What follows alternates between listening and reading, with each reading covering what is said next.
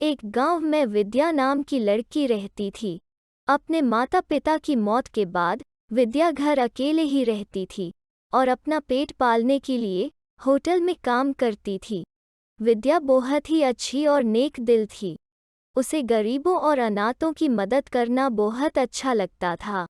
एक दिन दो लड़कियां होटल के बाहर खड़ी आपस में बात कर रही थी कि दीदी इतनी बड़ी होटल का खाना कैसा होता होगा। दूसरी कहती है पता नहीं दीदी, कभी खाकर नहीं देखा, लेकिन एक दिन मैं तुम्हें ज़रूर खिलाऊंगी। विद्या उनकी बातें सुन लेती है और कहती है ठहरो, बताओ क्या खाओगी तुम। वो दोनों कहती हैं दीदी हमरे पास तो पैसे ही नहीं, हम तो बस ऐसे ही चीज़ों को देख के अपना मन भर लेती हैं।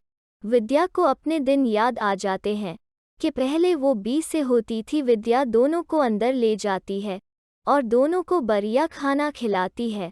तभी होटल की खड़ूस मैनेजर आ जाती है और विद्या पे बरस पड़ती है कि क्या तू मेरी घेर मौजूदगी में ऐसे ही लोगों को मुफ्त में खाने खिलाती है। विद्या कहती है नहीं मैडम, मैं इसके पास अपने पास से देने वाली थी, मगर उस मैडम ने एक न सुनी और धक्के मार के विद्या को काम से निकाल दिया। विद्या एक दरख्त के नीचे बैठ के रोने लगती है और कहती है ये कहाँ का इंसाफ है, भलाई का तो ज़माना ही नहीं रहा।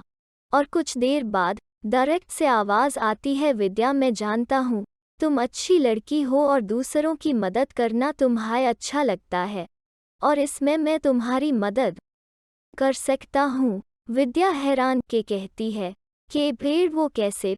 पेड़ कहता है मुझे तुम्हारा विचार बहुत अच्छा लगा और मैं कोई आम पेड़ नहीं, मैं जादुई पेड़ हूँ। तुम मुझसे जो मांगो मैं तुम्हें वो दे सकता हूँ, तुम्हारी हर इच्छा पूरी कर सकता हूँ। विद्या बहुत खुश हुई। पेड़ ने कहा चलो अब घर चलें, और पलक झपकते ही पेड़ और विद्या घर पहुंच गए। विद्या ने जादुई पेड़ से कहा कि जादुई पेड़ मुझे कुछ ऐसा चाहिए जिससे मैं गरीबों की मदद कर सकूं।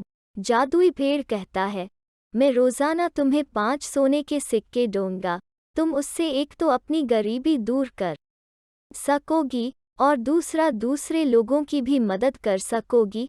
अब विद्या रोज़ाना दरख्त से सोने की सिक्के लेती और गरीबों को खाना लेकर देती और जो जो उनको चाहिए होता विद्या उनको लेकर देती, और साथ साथ विद्या खुद भी बहुत अमीर हो गई।